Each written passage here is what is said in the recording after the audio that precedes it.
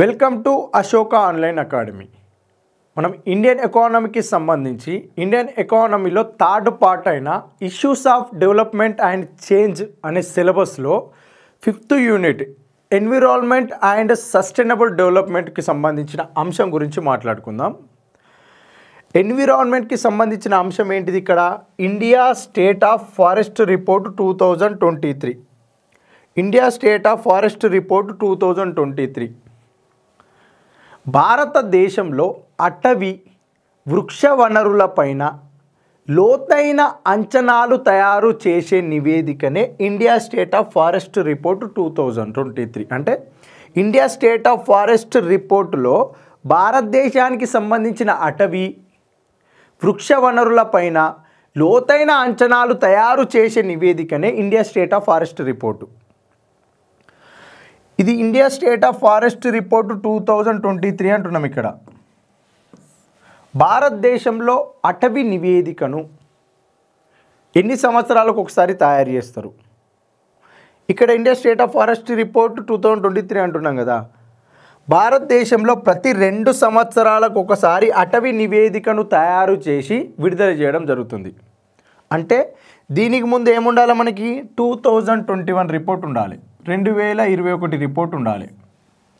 ISFR report, Indian state of forest report 2021. కానీ Indian state of forest report 2023ని ఎప్పుడు విడుదల చేయాలి? మరి 2021లో రిపోర్ట్ వచ్చింది. తర్వాత రిపోర్ట్ ఎప్పుడు విడుదల చేయాలి? 2023 డిసెంబర్లో విడుదల చేయాలి. ఫారెస్ట్ రిపోర్ట్స్ అన్నీ డిసెంబర్ మాసంలో విడుదల చేయడం జరుగుతుంది. అందులో భాగంగా 2021 రిపోర్ట్ తర్వాత 2 సంవత్సరాల తర్వాత అంటే 2023 డిసెంబర్లో విడుదల చేయాలి. మళ్ళీ చెప్తున్నా, ఈ రిపోర్టుకు సంబంధించిన సమాచారము ఏ సంవత్సరంలో విడుదల చేసిరు అనేది క్వశ్చన్ రావచ్చు. ఎందుకు అంటున్నానంటే Indian state of forest report 2023ని ఎప్పుడు విడుదల చేశారు? 2024 డిసెంబర్లో విడుదల చేశారు. 2024 డిసెంబర్లో. అంటే భారతదేశంలోని ఫారెస్ట్ రిపోర్టు అటవీ నివేదిక ప్రతి 2 సంవత్సరాలకు ఒకసారి విడుదల చేస్తాం కదా. కానీ ఇప్పుడు 2021 నుంచి 2024 మధ్యలో ఎంత సమయం వచ్చింది? గ్యాబు 3 సంవత్సరాలు వచ్చింది. 2023కు సంబంధించిన అటవీ నివేదిక సమాచారాన్ని 2023 డిసెంబర్లో విడుదల చేయకుండా 1 సంవత్సరం లేటుగా అనగా 2024 డిసెంబర్లో విడుదల చేయడం జరిగింది. ఏంటిది? Indian state of forest report 2023. ఇది బాగా గుర్తుంచుకోవాలి. నెక్స్ట్ ఏంటిది అని అంటే అసలు అటవీ నివేదిక అంటున్నాం. అటవీ నివేదిక అంటే అడవులకు సంబంధించిన సమాచారం. అసలు అడవులు అనే పదం మొదటిసారిగా వెలుగులోకి ఎప్పుడు వచ్చింది? అడవుల యొక్క నిర్వచనం ఏ విధంగా ఇచ్చారు? ప్రపంచంలో ఉన్న దేశాలు అన్నీ అడవులు అనే నిర్వచనాన్ని ఎక్కడ తీసుకున్నారు? ఈ యొక్క అంశాన్ని చూస్తే మొట్టమొదటిసారిగా అడవులు అనే పదాన్ని ఎక్కడ ప్రారంభించారు? దాని యొక్క నిర్వచనం ఎక్కడ వచ్చింది అంటే 1997లో 1997లో జపాన్ దేశంలోని క్యోటో నగరంలో 1997 క్యోటో ప్రోటోకాల్ అని మనం మాట్లాడుకుంటాం. 1997 క్యోటో ప్రోటోకాల్ యొక్క ముఖ్య ఉద్దేశం ఏంటిది? గ్రీన్ హౌస్ గ్యాసెస్ యొక్క ఉద్గారాలను తగ్గించే ఉద్దేశంతో ఆ గ్రీన్ హౌస్ గ్యాసెస్ ఉద్గారాలను తగ్గించాలి అంటే కొన్ని రకాల లిమిటేషన్స్ని ఎక్కడ పెట్టుకున్నారు? క్యోటో ప్రోటోకాల్ అనే ఒక ఒప్పందంలో భాగంగా రూపొందించుకోవడం జరిగింది. ఈ క్యోటో ప్రోటోకాల్లో మాట్లాడుకున్న సందర్భంలోనే అడవులు అనే ఒక పదానికి నిర్వచనం ఇవ్వడం జరిగింది. 1997లో నిర్వహించిన COP3 సదస్సు ఇది. కాన్ఫరెన్స్ ఆఫ్ పార్టీస్ 3 అంటే COP3 సదస్సే జపాన్ దేశంలోని క్యోటో ప్రోటోకాల్లో జరిగింది. ఈ క్యోటో ప్రోటోకాల్లోనే అడవులు అనే పదానికి నిర్వచనం ఇవ్వడం జరిగింది. అసలు అడవులు అంటే ఏంటిది అనే నిర్వచనాన్ని అధికారికంగా వెలువరిచింది క్యోటో ప్రోటోకాల్ ద్వారా. దాని యొక్క నిర్వచనం ఏంటిది అంటే ఒక హెక్టార్ భూమిలో 10% పైగా 10% పైగా చెట్ల యొక్క క్యానోపీ తోటి అంటే చెట్ల యొక్క విస్తరణతోటి నిండి ఉంటే ఆ ప్రాంతాన్ని అడవి అంటారు. మళ్ళీ చెప్తున్నా, ఒక హెక్టార్ యొక్క భూమిలో 10% అంటే 10% భూమి, ఈ హెక్టార్ యొక్క భూమిలో 10% భూమి చెట్ల యొక్క క్యానోపీ అంటే చెట్ల యొక్క విస్తరణతో నిండి ఉంటే ఆ ప్రాంతాన్ని అడవి అంటారంట. క్యానోపీ అంటే ఏంటిది? ఇప్పుడు ఈ చెట్టు యొక్క విస్తరణ, ఇప్పుడు ఈ చెట్టు కొమ్మలు పత్రాలు ఇవి రెండు కలిపితే ఇదంతా ఏర్పడుతుంది కదా, ఈ ఏరియాను మొత్తం ఏమంటే క్యానోపీ అంటాం. ఇలాంటి చెట్ల యొక్క క్యానోపీ అనేది ఈ హెక్టార్ భూమిలో 10% మించి ఉంటే ఈ ప్రాంతాన్ని అడవి అని పేర్కొనడం జరుగుతుంది. కానీ ఈ చెట్టు యొక్క ఎంత ఉండాలి? 5 మీటర్లకు మించి ఉండాలి. చెట్టు యొక్క ఎత్తు 5 మీటర్లకు మించి ఉండి చెట్ల యొక్క క్యానోపీ అనేది 10% మించి ఉంటే ఈ హెక్టార్ భూమిని ఏమంటామంటే అడవిగా పేర్కొనడం జరుగుతుంది. ఎంత శాతానికి పైగా? 10% పైగా ఉంటే ఈ ప్రాంతాన్ని అడవిగా పేర్కొనడం జరుగుతుందని నిర్వచనాన్ని మొదటిసారి ఎక్కడ ఇచ్చారంటే క్యోటో ప్రోటోకాల్ ఇవ్వడం జరిగింది. ఈ డెఫినేషన్ అనేది ఎక్కడ తీసుకున్నాము? క్యోటో ప్రోటోకాల్ నుంచి ప్రపంచ దేశాలన్నీ పాటించినాయి.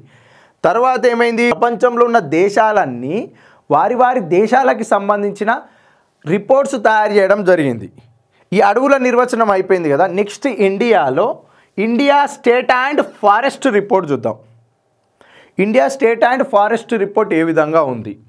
భారత అటవీ నివేదిక దేశంలోని అటవీ వృక్ష వనరులపై లోతైన అంచనాలతో రూపొందించే నివేదిక. ఇది వృక్ష వనరులపైన లోతైన అంచనాలను తయారు చేసే నివేదిక అన్నట్టు. ఇది ఎన్ని సంవత్సరాలకు ఒకసారి అంచనా వేస్తాము? 2 సంవత్సరాలకు ఒకసారి అంచనా వేయడం జరుగుతుంది. ఇది ద్వైవార్షిక నివేదిక. అసలు భారతదేశంలో అటవీ నివేదికను క్రింది ఏ సంవత్సరం నుంచి తయారు చేస్తున్నారనే క్వశ్చన్ వస్తే 1987 నుంచి తయారు చేస్తారు. ఈ 1987లో తయారు చేస్తున్న అటవీ నివేదిక అనేది ఫారెస్ట్ కవర్ లేదా ఏరియా లేదా ఎక్స్టెండ్, ఇంతసేపు మనం మాట్లాడుకున్నాం కదా అడవులు అనే నిర్వచనంలో ఏం మాట్లాడుకున్నాం? 10% పైగా భూమి ఫారెస్ట్ ఏరియా అంటే చెట్ల యొక్క విస్తరణ, చెట్ల యొక్క క్యానోపీ ద్వారా నిండి ఉండాలి. ఏంది? 10% అయిన భూమి. ఇదేంది? Forest cover. ఆ ఫారెస్ట్ కవర్ను అంచనా వేసి 1987 నుంచి అటవీ నివేదికను తయారు చేశారు. 2001 నుంచి ఏం చేసిర్రు అంటే ట్రీ కవర్ కూడా వచ్చింది. ట్రీ కవర్ అంటే ఏంటిది? ఇప్పుడు 10% భూమిలో చెట్లు విస్తరించి ఉండాలని అంటున్నాం. అట్లా కాకుండా పొలాల గట్ల పొంటి, రోడ్ల వెంబడి, అక్కడక్కడ విశాలమైన ప్రదేశాల్లో అక్కడక్కడ కొన్ని చెట్లు, మన ఇంటి పెరడులో కొన్ని చెట్లు, అక్కడక్కడ ఉన్న అన్ని చెట్లను కలిపి ట్రీ కవర్ అంటారు. ఇలాంటి ట్రీ కవర్ని కూడా 2001 సంవత్సరం నుంచి కూడా అటవీ నివేదికలో భాగంగా లెక్కించడం జరుగుతుంది. 1987 నుంచి ఫారెస్ట్ కవరు, 2001 నుంచి ట్రీ కవర్ను కూడా లెక్కించారు. అయితే ఫారెస్ట్ కవర్ లెక్కిస్తారు, ట్రీ కవర్ లెక్కిస్తారు. అసలు ఎవరు లెక్కిస్తారు? వీటిని రూపొందించడానికి ఒక సంస్థ కావాలి కదా, వీటిని తయారు చేయాలి, అటవీ నివేదికను తయారు చేయాలంటే ఒక సంస్థ కావాలి. ఆ సంస్థనే forest survey of India. Uttarakhand రాష్ట్రంలోని డెహ్రాడూన్లో కలిగిన ఫారెస్ట్ సర్వే ఆఫ్ ఇండియా వారు అటవీ నివేదికకు సంబంధించిన సమాచారాన్ని రూపొందించడం జరుగుతుంది. అంటే ఇండియన్ స్టేట్ అండ్ ఫారెస్ట్ రిపోర్ట్కు సంబంధించిన నివేదికను తయారు చేసేదే forest survey of India.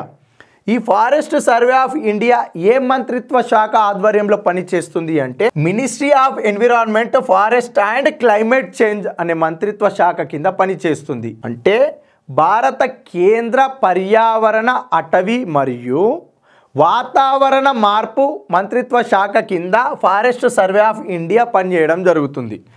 1981 June 1 నాడు ఏర్పడింది. ఏంటిది? Forest survey of India. Forest survey of India నివేదికను తయారు చేస్తుంది అంటున్నాం కదా. దీనికి పూర్వము భారతదేశంలో అడవులకు సంబంధించిన సమాచారాన్ని ఇచ్చే ఏదైనా సంస్థ ఉందా అంటే ఫారెస్ట్ సర్వే ఆఫ్ ఇండియా యొక్క పూర్వ రూపం ఏంటిది? Pre investigation survey of forest resources. అంటే pre investigation survey of forest resources. ఇది ఎప్పుడు ఏర్పడ్డది? 1965లో. భారత కేంద్ర ప్రభుత్వము 1965లో ఏం చేసిందంటే యునైటెడ్ నేషనల్ డెవలప్మెంట్ ప్రోగ్రామ్ అంటే యుఎన్డిపి మరియు ఫుడ్ అండ్ అగ్రికల్చర్ ఆర్గనైజేషన్ ఈ 2 సంస్థల సహకారంతో ఒక ప్రాజెక్టును రూపొందించడం జరిగింది భారతదేశంలో. ఆ ప్రాజెక్టు యొక్క పేరే pre investigation survey of forest resources, దీని ఆధ్వర్యంలో అడవులకు సంబంధించిన సమాచారాన్ని తెలియజేయడం జరిగింది. ఎప్పుడు 1965లో.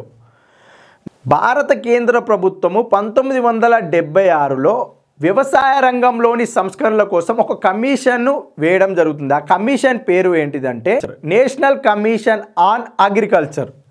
ఈ కమిషను వ్యవసాయ రంగానికి సంబంధించిన నివేదికను తయారు చేసి ఆ నివేదికలో ఒక అంశం పొందుపరుస్తారు. దేని గురించి? అడవులకు సంబంధించిన అంశాన్ని కూడా పొందుపరుస్తారు. ఆ అడవులకు సంబంధించిన అంశం ఏంటిది అని అంటే భారత ప్రభుత్వము అడవులకు సంబంధించిన సమాచారాన్ని ప్రతి 2 సంవత్సరాలకు ఒకసారి నివేదిక తయారు చేయాలి అని అంటే ఒక ప్రత్యేకమైన సంస్థ ఉండాలి. ఇట్లా pre investigation survey of forest resources అనే ఒక ప్రాజెక్టు రూపంలో కాకుండా ప్రత్యేకంగా అటవీ నివేదికను తయారు చేయడం కోసం ఒక ప్రత్యేక సంస్థ ఉండాలని చెప్పి నేషనల్ కమిషన్ ఆన్ అగ్రికల్చర్ వాళ్ళు ఇచ్చిన నివేదికలో తెలియజేస్తే ఆ నివేదిక ఆధారంగా భారత ప్రభుత్వం 1981 జూన్ 1లో ఫారెస్ట్ సర్వే ఆఫ్ ఇండియాను ఏర్పాటు చేయడం జరిగింది. అప్పటి నుండి ఫారెస్ట్ సర్వే ఆఫ్ ఇండియా యొక్క ముఖ్య విధి ఏంటిది? అటవీ నివేదికలను తయారు చేయడం. కానీ అటవీ నివేదికలు ఎప్పటి నుంచి ప్రారంభమయ్యాయి? 1987, అధికారికంగా 1987 నుంచి ప్రతి 2 సంవత్సరాలకు ఒకసారి భారతదేశంలో అటవీ నివేదికలను తయారు చేసి విడుదల చేయడం జరుగుతుంది. ఈ అంశం చూసుకుంటే next Indian state of forest report. Indian state of forest report 2023. ఇప్పుడు మనం 1987 నుంచి ప్రతి 2 సంవత్సరాలకు ఒకసారి లెక్కిస్తున్నాం అంటున్నాం. ఈ మధ్యలో వచ్చిన నివేదికలు అన్నీ కలిపితే ఇది ఏంది? 18th edition. 1987తో పోలిస్తే 2023లో వచ్చిన నివేదిక ఎన్నో నివేదిక? 18వ నివేదిక. దేని ఆధారంగా? ఫారెస్ట్ కవర్ ఆధారంగా లెక్కిస్తే 18వ నివేదిక. అదే 2001లో వచ్చిన ట్రీ కవర్ ఆధారంగా లెక్కిస్తే ట్రీ కవర్ ఆధారంగా అటవీ నివేదిక ఎన్నవది అవుతుంది? అప్పుడు 11వ నివేదిక అవుతుంది. ట్రీ కవర్ ఆధారంగా వచ్చేది 11వ నివేదిక. 1987 ప్రకారం క్వశ్చన్ అడిగితే 18వ నివేదిక అవుతుంది. ఈ 18వ నివేదికకు సంబంధించిన సమాచారాన్ని అధికారికంగా ఎవరు వెలువరిచారు? ఏ తేదీన ఈ నివేదిక వెలువడింది అంటే 2024 డిసెంబర్ 21 నాడు వెలువడింది. అసలైన రిపోర్ట్ ఎప్పుడు రావాలి? 2023 డిసెంబర్లో రావాల్సిన రిపోర్టు 2024 డిసెంబర్ 21 నాడు అధికారికంగా వెలువరిచిరు. ఎవరు వెలువరిచిర్రు అంటే కేంద్ర పర్యావరణ, అటవీ మరియు వాతావరణ మార్పు శాఖ మంత్రి అయిన భూపేంద్ర యాదవ్ గారు. అదేవిధంగా forest survey of India director general ఎవరు ఇక్కడ? అనూప్ సింగ్. వీరిద్దరి ఆధ్వర్యంలో ఎక్కడ విడుదల చేశారు అంటే ఉత్తరాఖండ్ రాష్ట్రంలోని డెహ్రాడూన్లో గల ఫారెస్ట్ రీసెర్చ్ ఇన్స్టిట్యూట్లో విడుదల చేయడం జరిగింది. బాగా గుర్తుంచుకోవాల్సిన అంశం ఏంటిదంటే తయారు చేసిన సంస్థనేమో ఫారెస్ట్ సర్వే ఆఫ్ ఇండియా, విడుదల చేసిన సంస్థ ఎక్కడ? ఫారెస్ట్ రీసెర్చ్ ఇన్స్టిట్యూట్లో విడుదల చేసిరు. ఎవరు విడుదల చేసిరు?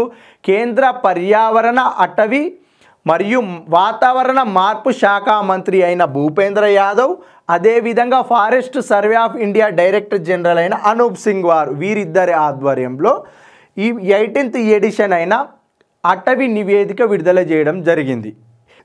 దీనికి సంబంధించిన సమాచారం అసలు ఈ Indian state of forest report 2023లో ఏ అంశాలు పొందుపరిచారు? అసలు ఒక ఆర్డర్ ప్రకారం వెళ్తే అసలు లెక్కించడానికి తీసుకున్న అంశాలు ఏంటేంటివి? ముందుగా ఇవన్నీ అంశాలు చూసిన తర్వాత రిపోర్టులో ఏ అంశాలు వచ్చినాయి, లెక్కించడానికి కొత్తగా తీసుకున్న అంశాలు ఏమైనా ఉన్నాయా, రాష్ట్రాలు ఏ విధంగా తీసుకున్నారు, కేంద్రపాలిత ప్రాంతాలు ఏ విధంగా తీసుకున్నారు, అదేవిధంగా ఎత్తైన కొండ ప్రాంతాల జిల్లాలు ఏ విధంగా తీసుకున్నారు, ట్రైబల్ ఏరియాస్ ఏ విధంగా తీసుకున్నారు, కొత్తగా ఏమైనా అంశాలు తీసుకున్నారా, ఇవన్నీ అంశాలు ఒకసారి ఫస్ట్ చూసి తర్వాత రిపోర్టుకు సంబంధించిన సమాచారం చూస్తే సమగ్రంగా చదివినోళ్ళం అవుతాం. అప్పుడు ఫస్ట్ అంశాలు చూద్దాం. అటవీ విస్తీర్ణము, అడవుల శాతం అంచనా, కవర్ ఏరియా ఎక్స్టెండ్. వివిధ స్థాయిల్లో అంచనా అంటే ఫస్ట్ రాష్ట్రాలు కేంద్రపాలిత ప్రాంతాలుగా అంచనా వేయడం జరిగింది.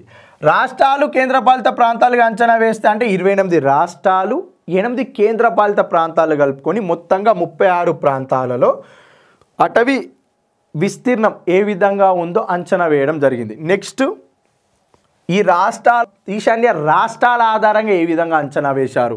ఈశాన్య రాష్ట్రాలు అని అంటే నార్త్ ఈస్టర్న్ స్టేట్స్ ఎన్ని ఉన్నాయి? 7 ఉంటాయి. వీటితో పాటు సిక్కింను కూడా కలుపుకుంటే మొత్తంగా ఎంత? 8 రాష్ట్రాలు. నెక్స్ట్ జిల్లాల పరంగా ఫస్ట్ రాష్ట్రాలు, కేంద్రపాలిత ప్రాంతాలు, ఆ తర్వాత ఈశాన్య రాష్ట్రాల పరంగా, నెక్స్ట్ జిల్లాల పరంగా చూస్తే 2023లో ఎన్ని జిల్లాల్లో ఈ అటవీ విస్తీర్ణాన్ని అంచనా వేయడం జరిగింది? Indian state of forest report 2023ని భారతదేశంలో ఎన్ని జిల్లాలలో అంచనా వేయడం జరిగింది 2023 ప్రకారము అంటే 751 జిల్లాలలో అంచనా వేయడం జరిగింది. అంతకుముందున్న నివేదిక ఏంది 2021లో? ఇందులో ఉన్న జిల్లాలు ఎంత? 636 జిల్లాలు. 2021లో 636 జిల్లాలలో అంచనా వేస్తే 2023లో ఎన్ని జిల్లాల్లో అంచనా వేసిరు? 751 జిల్లాల్లో అంచనా వేసిరు. మన ఉభయ తెలుగు రాష్ట్రాల పరంగా చూస్తే ఆంధ్రప్రదేశ్లో 26 జిల్లాలు, తెలంగాణలో 13 జిల్లాలు, అంటే 33 జిల్లాలు. ఇంతకుముందు ఆంధ్రప్రదేశ్లో ఎన్ని జిల్లాలు ఉంటే? 13 జిల్లాలు ఉంటే ప్రస్తుతం 26 ఉన్నాయి. 26కు 26 జిల్లాల పరంగా అంచనా వేయడం జరిగింది. తెలంగాణలో ఇంతకుముందు ఎన్ని జిల్లాలు ఉంటే? 10 జిల్లాలు ఉంటే ప్రస్తుతం ఎంత ఉన్నాయి? 33 జిల్లాలు ఉన్నాయి. తెలంగాణలో ఉన్న 33 జిల్లాల ప్రకారం అంచనా వేయడం జరిగింది. నెక్స్ట్ ఏంటిది ఇక్కడ?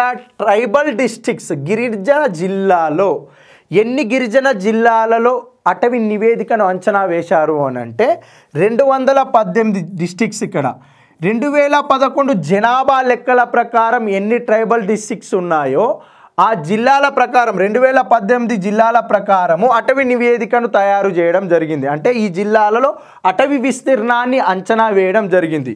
ఈ ట్రైబల్ డిస్ట్రిక్ట్స్ అనేది ఆంధ్రప్రదేశ్లో 5 ఉంటే తెలంగాణలో 3 ఉన్నాయి. ఆంధ్రప్రదేశ్లో 5 జిల్లాలు, తెలంగాణలో 3 జిల్లాలు ఉన్నాయి. ఆ తర్వాత ఫస్ట్ రాష్ట్రాలు, కేంద్రపాలిత ప్రాంతాలు, ఆ తర్వాత ఈశాన్య రాష్ట్రాల పరంగా అంచనా వేయడం, తర్వాత జిల్లాల పరంగా అంచనా వేయడం, తర్వాత ట్రైబల్ డిస్ట్రిక్ట్స్ ప్రకారం అంచనా వేయడం, ఆ తర్వాత ఏంది ఇన్ హిల్ డిస్ట్రిక్ట్స్ కొండ ప్రాంత జిల్లాల ప్రకారం కూడా అంచనా వేయడం జరిగింది. కొండ ప్రాంతాల ప్రకారం చూస్తే మొత్తంగా ఎన్ని? 172 జిల్లాల్లో అంచనా వేస్తే ఇవి భారతదేశంలో ఈ జిల్లాల అంశాలు ఒకసారి చూస్తే 1997 నివేదికలో ఎన్ని జిల్లాలు తీసుకున్నాం? ఇక్కడ 95 జిల్లాల ప్రకారం అంచనా వేశారు. 95 కొండ ప్రాంత జిల్లాలు. ఎప్పుడు? 1997లో. 2021 నివేదికలో కొండ ప్రాంత జిల్లాలు ఎన్ని తీసుకొని సమాచారం సేకరించారు? 140 జిల్లాలలో అటవీ విస్తీర్ణం ఆధారంగా సమాచారం సేకరించారు. ఎప్పుడు? Indian state of forest report 2021లో. ప్రస్తుతం 2023 Indian state of forest report 2023లో ఎన్ని కొండ ప్రాంత జిల్లాల యొక్క అటవీ విస్తీర్ణం ఆధారంగా నివేదిక తయారు చేసిరు అంటే 172 జిల్లాలు. ఈ 172 జిల్లాలలో ఏ రాష్ట్రంలో అత్యధిక కొండ ప్రాంత జిల్లాలు ఉన్నాయి అంటే అరుణాచల్ ప్రదేశ్లో అత్యధికంగా, తర్వాత జమ్మూ కాశ్మీర్లో 22 కొండ ప్రాంత జిల్లాలు ఉన్నాయి. అరుణాచల్ ప్రదేశ్లో 25 కొండ ప్రాంత జిల్లాలు ఉంటే జమ్మూ కాశ్మీర్లో 22 కొండ ప్రాంత జిల్లాలు ఉన్నాయి.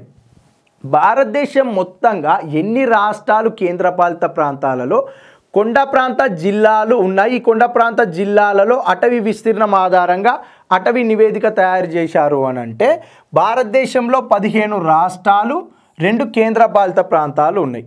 ఈ 15 రాష్ట్రాలు, 2 కేంద్రపాలిత ప్రాంతాలు వేటి ఆధారంగా? కొండ ప్రాంత జిల్లాల ఆధారంగా మాట్లాడుతున్నాము. ఈ కొండ ప్రాంత జిల్లాలు అనేది 8 నార్త్ ఈస్టర్న్ స్టేట్స్, ఈశాన్య రాష్ట్రాలు, సిక్కింని కలుపుకొని 8 ఈశాన్య రాష్ట్రాలు ఉంటే 4 సౌత్ ఇండియా స్టేట్స్ ఉన్నాయి. 4 దక్షిణాది రాష్ట్రాలు. దక్షిణాది రాష్ట్రాలలో ఏమేమి ఉన్నాయి? ఇక్కడ కేరళ ఉంది, తమిళనాడు ఉంది, Karnataka, Maharashtra. North Indian state ఉత్తరాది రాష్ట్రాలు 3 ఉత్తరాది రాష్ట్రాలు ఏంటేంటివి? ఇక్కడ హిమాచల్ ప్రదేశ్, ఉత్తరాఖండ్, వెస్ట్ బెంగాల్. ఈ 15 రాష్ట్రాలలో ఉభయ తెలుగు రాష్ట్రాల యొక్క ప్రస్తావన ఉందా? లేదు. అంటే ఆంధ్రప్రదేశ్లో కొండ ప్రాంతాల జిల్లాల ప్రస్తావన లేదు, తెలంగాణలో కొండ ప్రాంత జిల్లాల ప్రస్తావన లేదు. ఇవి 2 చూసుకోవాలి. నెక్స్ట్ ఏంటిది? వీటి ఆధారంగా ఏ కొండ ప్రాంత జిల్లాలలో అటవీ విస్తీర్ణం అధికంగా ఉంది, ఏ కొండ ప్రాంతాలలో జిల్లాలో అటవీ యొక్క శాత పెరుగుదల నమోదైంది, ఈ అంశాలన్నీ మనం రిపోర్ట్లో భాగంగా చూసుకోవాలి. ఫస్ట్ రిపోర్టు తయారు చేయడానికి తీసుకున్న అంశాల గురించి మనం మాట్లాడుతున్నాము. నెక్స్ట్ ఏంటిది? ఇక్కడ మేజర్ మెగా సిటీలలో అంటున్నాం. మేజర్ మెగా సిటీలో అంటుర్రు.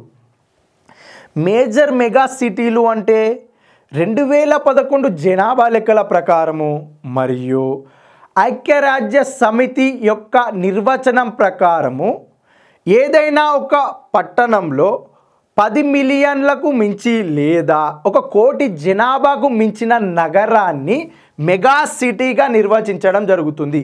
ఈ మేజర్ మెగా సిటీలో భారతదేశంలో ఎన్ని ప్రాంతాలలో మెగా సిటీలు ఉన్నాయో ఆ ప్రాంతాల ప్రకారము అటవీ విస్తీర్ణం ఆధారంగా అంచనా వేయగా ఈ సిటీ వరుస క్రమాల మెగా సిటీలు ఈ అంశాలపైన ప్రశ్నలు ఉంటాయి. దానికి సంబంధించిన సమాచారం చూద్దాం. ఫస్ట్ సేకరించిన సమాచారం మాత్రమే చూస్తున్నాం కాబట్టి మేజర్ మెగా సిటీస్ ఎన్ని తీసుకున్నారు? ఇక్కడ 7 తీసుకున్నారు. ఇంతకుముందు 6 తీసుకుంటే 23 రిపోర్టులో అదనంగా తీసుకున్న నగరం ఏంటిది? ఇక్కడ అహ్మదాబాద్. అహ్మదాబాదే ఎందుకు తీసుకుంటున్నాము అంటే అహ్మదాబాద్ అనేది ర్యాపిడ్ గ్రోయింగ్ సిటీ, అంటే త్వరితగతిన వేగంగా పెరుగుతున్నారు ఈ సిటీలో జనాభా అనేది. ఇక్కడ ఏమన్నారు? 10 మిలియన్లకు మించి లేదా 1 కోటికి మించిన జనాభా కలిగిన నగరాన్నే మెగా సిటీ అంటున్నాం. ఈ మెగా సిటీలు భారతదేశంలో ఏ ఏ నగరాలలో ఉన్నాయి అంటే కోల్కతా, బెంగళూరు, చెన్నై, ముంబై, హైదరాబాద్, ఢిల్లీ, అహ్మదాబాద్. మొత్తంగా ఎన్ని ఇక్కడ మనం పరిగణలోకి తీసుకునే ఎన్ని? మొత్తం 7 మెగా సిటీస్. వీటికి సంబంధించిన పూర్తి సమాచారం మనం రిపోర్ట్లో భాగంగా చూద్దాం. నెక్స్ట్, తొలిసారిగా ఫారెస్ట్ డివిజన్ పరంగా అంటే ఇప్పుడు తెలంగాణలో ఉన్న ఫారెస్ట్లకు బౌండరీస్ ఉంటాయి కదా, ఇట్లా ఇది ఏంది? Forest area. ఇట్లా భారతదేశంలో ఉన్న మొత్తం రాష్ట్రాలు, కేంద్రపాలిత ప్రాంతాల పరంగా చూస్తే ఒక 16 రాష్ట్రాలలో ప్రతి రాష్ట్రంలో అంటే ఈ 16 రాష్ట్రాలలో ఉన్న ఫారెస్ట్కి సంబంధించిన బౌండరీలు అనేది పక్కా ప్రణాళికతో ఉన్నాయి. ఫస్ట్ ఈ 16 రాష్ట్రాలలో ఉన్న బౌండరీల ఆధారంగా కూడా ఈసారి అటవీ నివేదికలో అంశాలు పొందుపరచడం జరిగింది. నెక్స్ట్ ఏంటిది? ఇక్కడ పశ్చిమ కనుమలలో సహ్యాద్రి పర్వతాలలో అంటారు. ఈ పశ్చిమ కనుమలకు సంబంధించిన అంశం ఏంటిది అని అంటే ఇక్కడ ఇప్పుడు గుజరాత్ నుంచి ప్రారంభిస్తే తమిళనాడు వరకు మొత్తంగా ఎన్ని స్టేట్స్ ఉన్నాయి? ఇక్కడ గుజరాత్, తర్వాత మహారాష్ట్ర తర్వాత కర్ణాటక, గోవా, కేరళ, తమిళనాడు. ఈ 6 రాష్ట్రాలలోని 45 జిల్లాలలో మొత్తంగా ఉన్న ఇక్కడ నుంచి ఇక్కడ వరకు ఉన్న ఈ 6 రాష్ట్రాలలోని 45 జిల్లాలలో ఎకో సెన్సిటివ్ ఏరియా ఎంత ఉంది? ఆ ఎంత ఉందో ఎకో సెన్సిటివ్ ఏరియా ఆ అంశాలకు సంబంధించిన సమాచారాన్ని కూడా Indian state of forest report 2023లో కూడా పొందుపరచడం జరిగింది. అది ఏ విధంగా ఉంది అంటే 56,825 కిలోమీటర్ స్క్వేర్ యొక్క ఎకో సెన్సిటివ్ ఏరియా 6 రాష్ట్రాలలోని 45 జిల్లాలలో అంచనా వేయగా వచ్చిన ఎకో సెన్సిటివ్ ఏరియానే ఆ 56,825 కిలోమీటర్ స్క్వేర్. వీటికి సంబంధించిన సమాచారం కూడా Indian state of forest report 2023లో పొందుపరచడం జరిగింది. నెక్స్ట్ ఏంటిది? Inside and outside recorded forest area అంటే reserved forest, protected forest, other forest areas. ఈ అంశాలు ఏ విధంగా వచ్చాయి అని అంటే ఇండియన్ ఫారెస్ట్ యాక్ట్ మరియు రాష్ట్రాలకు సంబంధించిన స్టేట్ ఫారెస్ట్ యాక్ట్ ప్రకారము ఏదైనా గుర్తించబడిన అటవీ ప్రాంతాలను ఏమంటారంటే రిజర్వ్డ్ ఫారెస్ట్ లేదా మరియు protected forest, other forest areas అని చెప్పి పిలవడం జరుగుతుంది. ఇలాంటి అంశాలకు సంబంధించిన సమాచారాన్ని కూడా Indian states of forest report 2023లో కూడా పొందుపరచడం జరిగింది. నెక్స్ట్ అంశాలు ఏంటిది? ఇప్పుడు ఇండియన్ ఫారెస్ట్ యాక్ట్ 1927 మరియు ఇతర స్టేట్స్ ఫారెస్ట్ యాక్ట్ కింద గుర్తించబడ్డ అటవీ ప్రాంతాలను రిజర్వ్డ్ ఫారెస్ట్, ప్రొటెక్టెడ్ ఫారెస్ట్గా పేర్కొంటారు. అదే అంశం మనం మాట్లాడుకున్నాం ఇంతసేపు. ఇతర అంచనాలంట చెట్ల విస్తీర్ణం, ట్రీ కవర్ అంచనాలతో తొలిసారిగా, ఈ బాగా గుర్తుంచుకోవాలి, తొలిసారిగా ఈ క్వశ్చన్స్ పడతాయి. చెట్ల విస్తీర్ణము ఒక అంచనాలు ఏ విధంగా అంచనా వేయడం జరిగిందంటే తొలిసారిగా 5 నుండి 10 సెంటీమీటర్ల డయామీటర్ బ్రిస్ట్ హైట్ చెట్లను కూడా పరిగణలోకి తీసుకున్నారంట. 5 నుండి 10 సెంటీమీటర్ల డయామీటర్ బ్రిస్ట్ హైట్ అంటే చెట్ల పరిమాణాన్ని, సైజుని ఏ విధంగా కొలుస్తారంటే ఇట్లా, దీన్నే డయామీటర్ బ్రిస్ట్ హైట్ అంటారు. ఈ డిబిహెచ్ ప్రమాణాలలో చెట్ల పరిమాణాన్ని కొలిచేటప్పుడు 5 నుండి 10 సెంటీమీటర్ల డయామీటర్ బ్రిస్ట్ హైట్ ఉన్న చెట్లను కూడా పరిగణలోకి తీసుకోవాలనేది ఇక్కడ ఈ Indian states of forest report 2023లో పొందుపరిచారు. నెక్స్ట్ అంశం ఏంటిది అంటే తొలిసారిగా వెదురు విస్తీర్ణాన్ని అంచనా వేసేదాన్ని చెట్ల విస్తీర్ణంలోకి చేర్చారంట. ఇప్పుడు 1927 ఇండియన్ ఫారెస్ట్ యాక్ట్లో వెదురు అనే పదమే లేదు, వెదురుకు సంబంధించిన సమాచారం లేదు. 1927 ఇండియన్ ఫారెస్ట్ యాక్ట్కి సంబంధించిన సవరణ 2017లో చేస్తే దానిలో ఈ అటవీ నివేదిక 2017 తర్వాత వచ్చిన అటవీ నివేదికలో బ్యాంబూను చేర్చడం జరిగింది. అంటే వెదురును కూడా అటవీ నివేదికలో భాగంగా చేర్చడం జరిగింది. తొలిసారిగా 705 ప్రొటెక్టెడ్ ఏరియాలలో ఫారెస్ట్ ఫైర్పై సమాచారాన్ని పొందుపరిచారంట.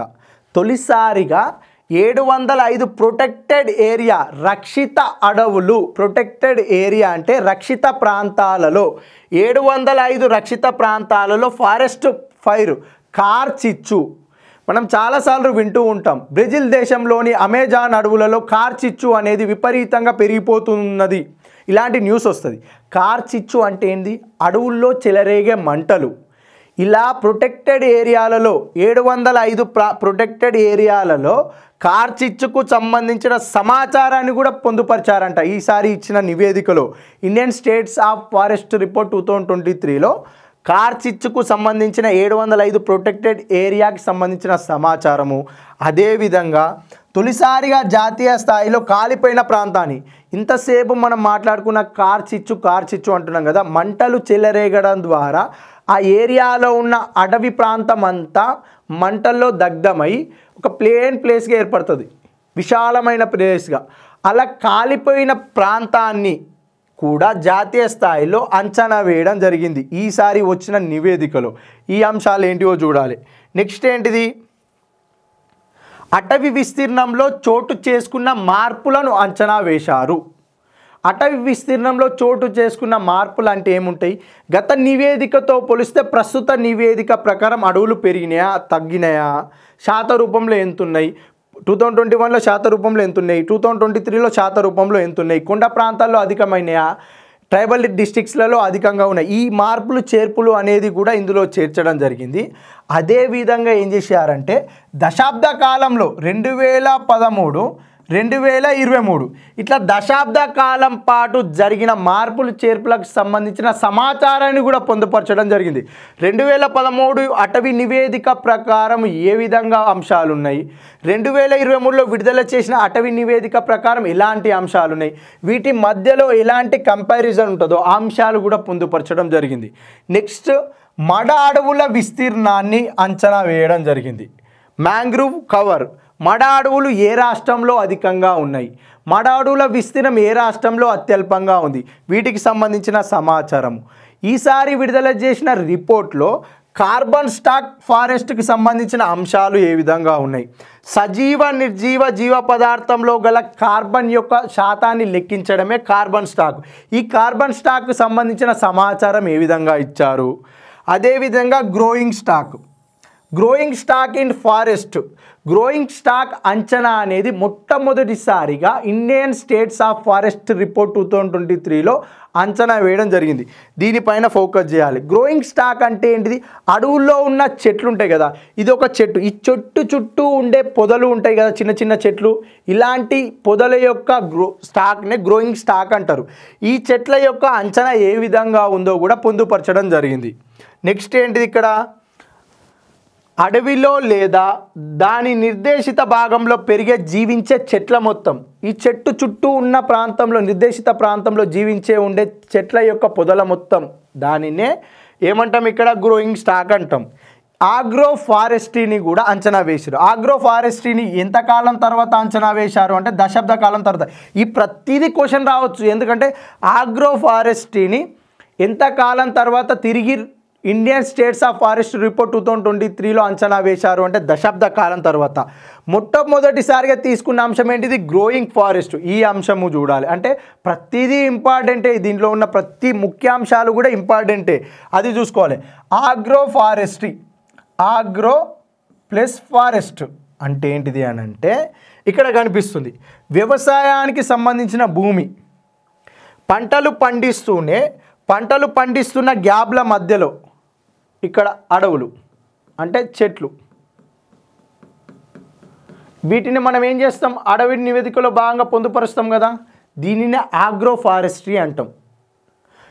ఇట్లా ఇప్పుడు ఇక్కడ ఉంది, ఇది గోధుమ పంట, ఇవి అడవులు ఇక్కడ ఉన్నాయి కదా. ఒకవైపు వ్యవసాయం చేసుకునే, మరొక వైపు శాశ్వత మొక్కలు పెరిగే మిశ్రమ భూ వినియోగ వ్యవస్థ. ఇవేంటి, ఇవి శాశ్వత చెట్లు, ఇది పంట, ఏ సంవత్సరానికి ఆ సంవత్సరానికి పండించే పంటలు ఇవి. ఇక్కడ గోధుమ, ఇవేమో శాశ్వత చెట్లు. ఒకవైపు వ్యవసాయం చేసుకుంటూ మరొక వైపు శాశ్వత మొక్కలు పెరిగే మిశ్రమ భూ వినియోగ వ్యవస్థనే ఏమంటాం, ఇక్కడ ఆగ్రో ఫారెస్ట్రీ అంటాం. ఈ అంశాలు ఏ విధంగా ఉన్నాయో ఈసారి ఈ దశాబ్ద కాలం తర్వాత ఏ అంశాలు పొందుపరిచారో వాటి గురించి కూడా మనం మాట్లాడుకోవాలి. నెక్స్ట్ ఏంటిది, క్లాసిఫికేషన్ ఆఫ్ ఫారెస్ట్ కవర్కి సంబంధించి క్లాసిఫికేషన్ ఏ విధంగా ఉంది. అడవులను 3 తరగతులుగా వర్గీకరించి అటవీ విస్తీర్ణాన్ని అంచనా వేయడం జరిగింది.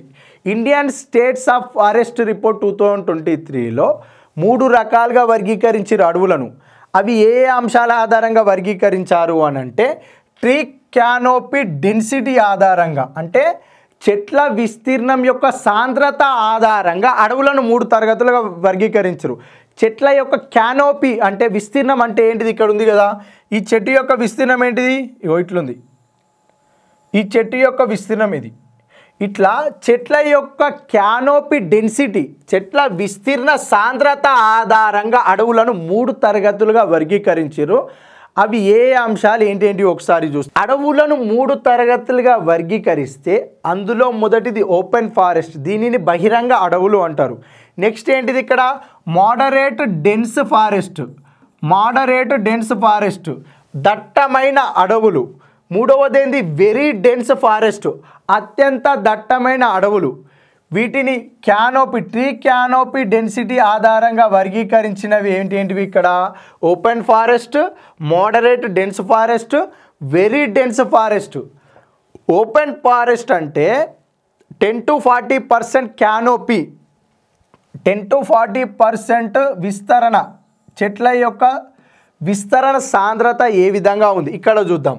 ఓపెన్ ఫారెస్ట్, ఇది చెట్టు యొక్క క్యానోపీ, ఇది ఒక చెట్టు యొక్క క్యానోపీ. ఇట్లా ఈ చెట్ల యొక్క క్యానోపీ 10 to 40% మధ్యలో ఉంటే అటువంటి అడవులను బహిరంగ అడవులు లేదా ఓపెన్ ఫారెస్ట్గా పిలవడం జరుగుతుంది. నెక్స్ట్ మోడరేట్ డెన్స్ ఫారెస్ట్ యొక్క క్యానోపీ యొక్క డెన్సిటీ ఏ విధంగా ఉంటుంది అంటే 40 to 70% మధ్యలో ఉంటుంది. 40 to 70% మధ్యలో ఉన్న మోడరేట్ డెన్స్ ఫారెస్ట్ ఈ విధంగా ఇక్కడ ఉంది, ఇట్లా. దీనిని మోడరేట్ డెన్స్ ఫారెస్ట్ అంటారు, దట్టమైన అడవులు.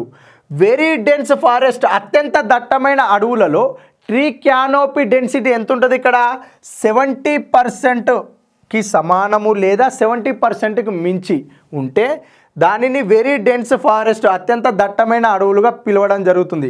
ఇక్కడ ఉంది వెరీ డెన్స్ ఫారెస్ట్, ఇక్కడ చెట్ల యొక్క క్యానోపీ విశాలంగా ఇక్కడ విస్తరించి ఉంది ఎక్కువగా, ఇక్కడేమో ఓపెన్గా ఉంది, ఇక్కడేమో మోడరేట్గా ఉంది. ఇది చూసుకుంటే వెరీ డెన్స్ ఫారెస్ట్ ఏంది, అత్యంత దట్టమైన అడవులుగా పిలవడం జరుగుతుంది.